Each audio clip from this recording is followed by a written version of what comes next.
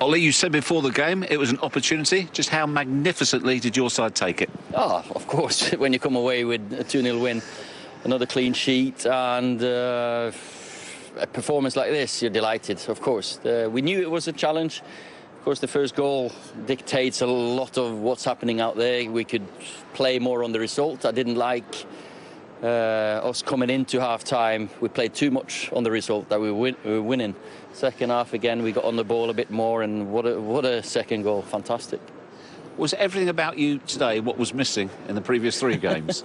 They were like chalk and cheese. Yeah, but, you know, you play against a team and that every game's different. But that is, we've gone back to a little bit what we want to be as well. That is more direct, more straightforward, attacking players, being positive, get at them. I thought Anthony was absolutely superb today. He was more of the Anthony of old. He turns, gets hold of it, and to think that he was a doubt this morning, he was until 2 hours or after the warm-up. To be fair, I wasn't sure if he was going to play or not. So fantastic. That was the same with Luke. When you see Anthony Martial in that mood, virtually unplayable at times, it begs the question: why don't we see it more often? It's football, isn't it? And of course today he rediscovered himself. I feel he was really strong on the ball, positive, and that's about. We have to be positive. We have to be a positive team. We want to play at a high tempo, of course we do, but we had to defend well.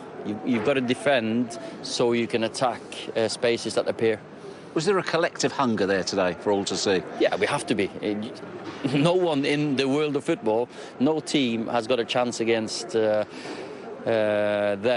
without being a collective and a hungry team. And you know you have to defend really well, but you have to be positive as well on the ball.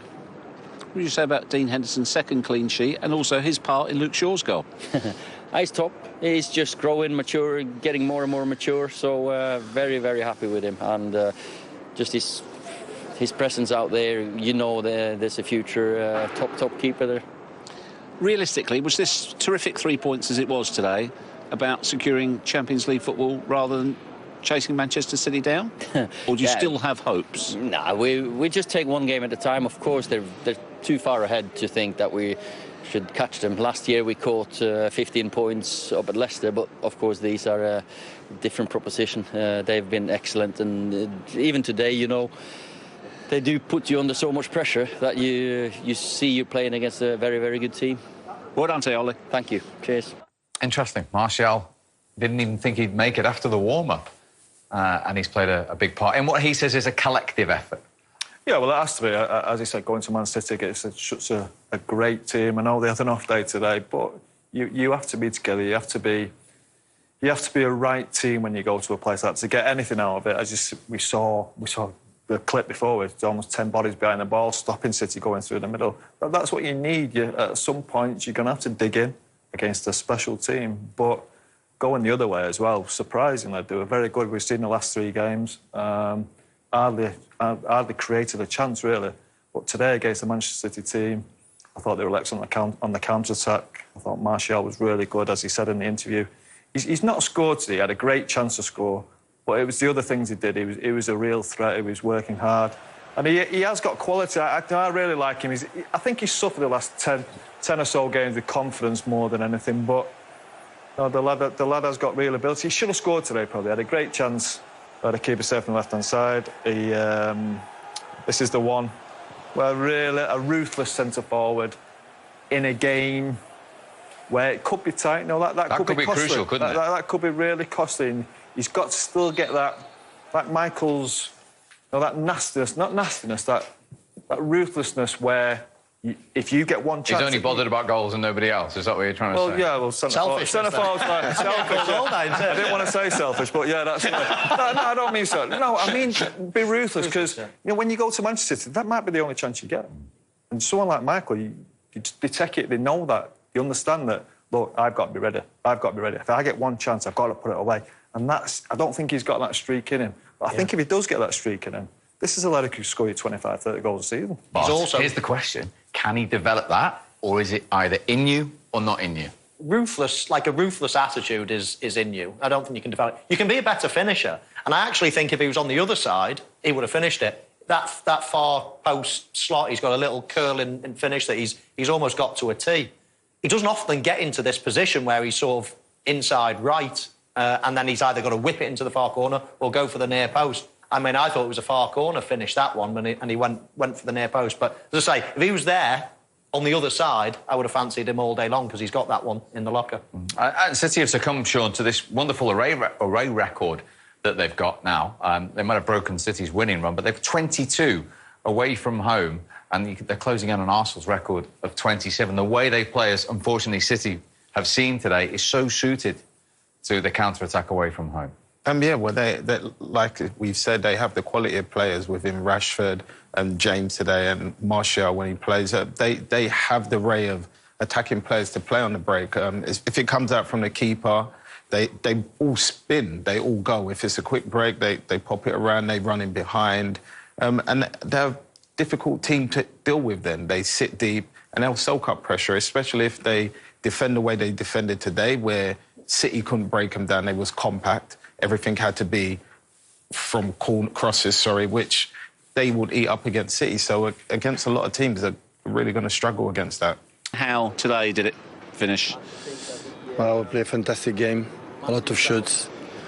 Starting that way punishes a lot when a team like, since many years, just, defend set back for the counter-attack. They make an incredible high pressing, this action, defend back. And with the counter-attack, and they are so fast, so paced, the history, like Ole Gunnar Solskjaer said, the history from Man United, no? The counter-attack, the pace.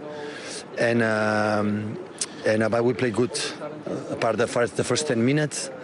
But you did a real game, and unfortunately we could not be clinical up front, and congratulate United. So it almost comes as a shock. I think it's November's last time you went behind in a game. Today we're going to talk about, because we lost, and it will be the news. But the news is 21 victories in a row. This is the news.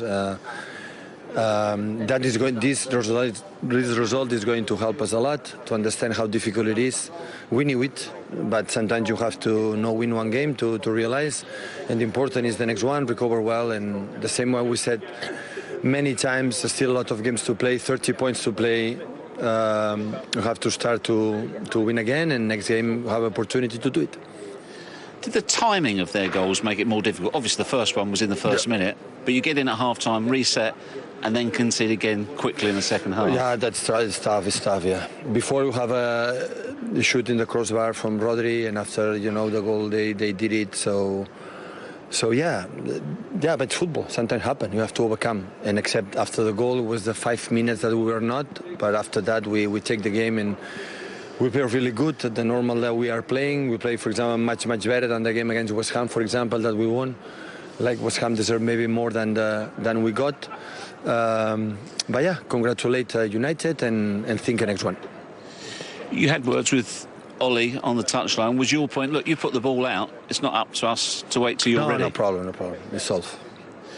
So what would the approach be with your players? Look, we beat today, as you said, but you should be really proud of a 21-game run. Yeah, but it's the same. When we win one game, I say next one.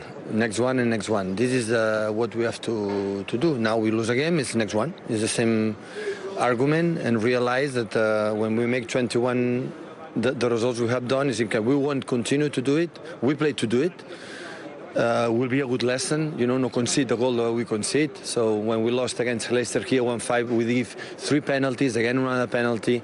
So we were incredible settled, so it's not a dangerous situation to do it. Always we have the keeper to save it. And but our desire to do it well, sometimes, we extra limitate the action and start against United. With this situation is not easy, but a part of this we play really well. Even after 0-2, we play really well. We concede few counterattacks. Yeah, it's normal. So United is really good on this. The moment we'll start to attack defense deep, will be a fantastic, incredible team. Thanks, Pep. You're very welcome. Thank you. Over him and for Manchester United, that flying start after 33 seconds. It caught City out, though. Sure, no complaints about the awarding of the penalty, first of all. Most definitely not. It was definitely a penalty. It was the eagerness of Jesus, as you see him, to try and win the ball back. But I think there he got a bit too carried away because there was enough players around him where I didn't think he needed to engage in the first place. He just needed to be aware. But it happens. Penalty was rewarded, and then the stepped up and puts it in the back corner. Yeah, centre forward on centre forward. Yeah, well, that's Michael. Be careful what you say, Scholes.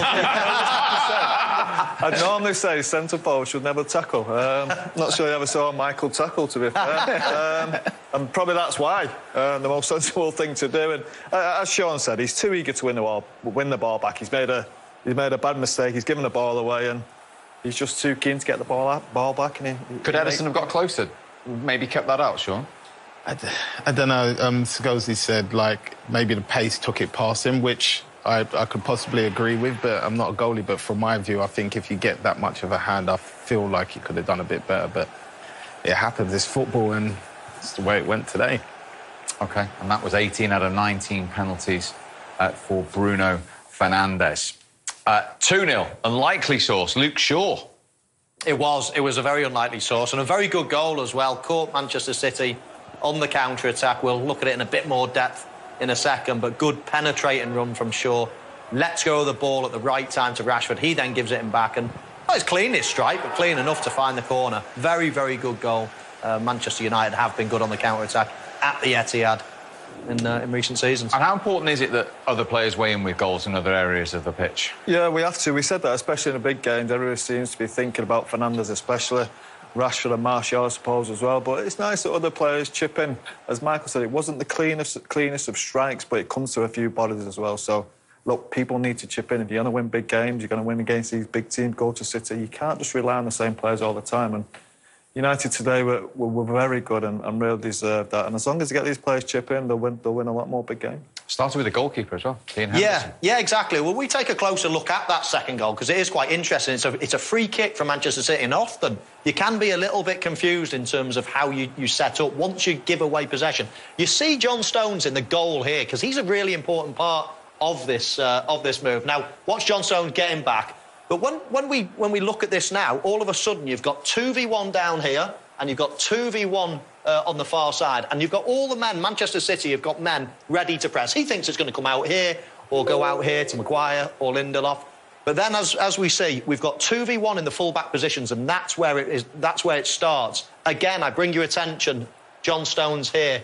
He's trying to get back, and this man here, Cancelo, he can't go anywhere until John Stones is back. So when we roll it in here, I think John Stones should be making a run towards Cancelo a little bit more to allow this to happen. As it is, Cancelo just has to wait and wait and wait. He knows it's going there, but he can't go and commit himself. And if we roll it on here, we see the goalkeeper. He spots it. He spots Luke Shaw. Cancelo, can he leave it? Can he stick? Can he twist? He's not even sure, because if we just run it on again, he almost makes a little... He goes and then he stops and then he goes again. You just see there. And once he's done that, once he's out of the game, then City have got big, big problems. And then, Scholesy, it's all down to Luke Shaw. Yeah, it's all down to Luke Shaw. What Cancelo's doing, I'm not too sure. He commits himself and he's out of the game. It was almost as if Henderson was sucking them onto him. Say, come on. I'll throw it to one of these. You can come and get a mistake. Yeah. And all of a sudden, he throws it over. He's took 5 or 6 players out of the game already. And as Michael said, Luke Shaw's onto the back four. Crazy bit of defending from Cancelo, and Luke does the rest. And it's not often we see teams do that to Manchester City, Sean. No, it's not that often, but I think if you defend that well and you're stubborn in your defence and resilient, opportunities are going to come up. And when you have the quality that Luke Shaw showed today, where he's driving past players powerful, and as Paul said, he's taking players out the game without passing a ball. So it was bound to happen at some point. I'm just personally gutted it happened today. He's honest. City have got 55 goals in their 21 wins. What about the way United set up defensively to get that clean sheet today? Well, I think a big thing today was that getting the midfield area out against Manchester City, and United did that. I think McTominay and Fred had a big job on their hands today. This bit here is about really stopping them going through the middle. You see how tight, how compact they are there. There's no space whatsoever. If you want to play the ball wide, then great, that's up to you. But look at the body they've got in there. It's virtually impossible for them to get a shot off. And here's McTominay and Fred now, playing in these areas, in between the full-back and the centre-half, where City can be really dominant. They overload teams. And Scott McTominay's job was to be in that position on the right-hand side to stop De Bruyne. And Fred, as you see on this side, he's doing exactly the same to Gundogan. And it worked perfectly. And every time they did that, they won the ball off that, and then they managed to break as well. And look, Manchester City players, the best players, are obviously De Bruyne and Gundogan. So you stop them. You do go a long way to stopping City. We know they've got other players, we know that. But that was the key today, stopping their two best players. And you have to say, they didn't really have an influence on the game today, and the plan worked perfectly. I wonder as well, Scholes, in terms of Manchester City, the way they've played, the way they've changed, as we see Manchester United defending in numbers, inside. And I just wonder whether the way they've changed now with Cancelo actually coming into midfield, you see far less overlapping from Manchester City. So I just wonder whether defending that central area is even more important now, because they used to overlap, get 2v1s against you. I just wonder whether you defend centrally and send them out wide, they're less dangerous than they've ever been. Yeah, I totally agree, because as you said, it used to be get out to the wide player and all of a sudden the full-back's going, but totally different with Cancelo coming in the midfield. It almost made it a little bit easy for Man United to play against, but they knew they didn't have to go anywhere. They'd just keep compact, keep that middle area tight, and out wide wasn't really going to hurt them. And you have to say the plan just worked perfectly today. Yeah, and we've talked time and time again about Pep Guardiola's tactical mouse getting the better of so many managers. Ole Gunnar Solskjaer has done it 3 seasons running now at the Etihad in this derby. Yeah, he seemed to have the better of him at the Etihad. I think the way it was set up today, I think it was a bit difficult, especially with Cancelo coming inside. You noticed he took Cancelo off towards the end to use Walker's pace. I think maybe it would have been better to start with Walker just to kind of hold off the counter-attack if they do break the way they do. But it went with that, and it didn't work for whatever reason it was, but the main focus was in the final third. Their passes weren't accurate enough, and it seemed like they was picking the wrong options, to be honest with you, there, and not taking shots when they possibly could have.